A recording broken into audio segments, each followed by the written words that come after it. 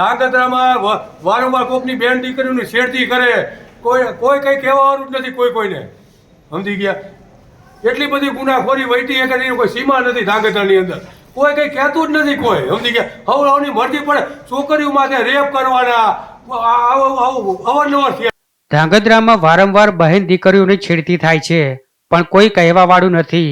અને ગુનાખોરી તો એટલી બધી વધી ગઈ છે ધાંગધ્રામાં કે તેની કોઈ સીમા નથી. મહિલાઓ પર અવારનવાર છેડતીના કિસ્સા બને છે. આ શબ્દો ધાંગધ્રામાં પ્રેમ સંબંધમાં આડેતની હત્યા બાદ રોષે ભરાયેલા લોકોના છે.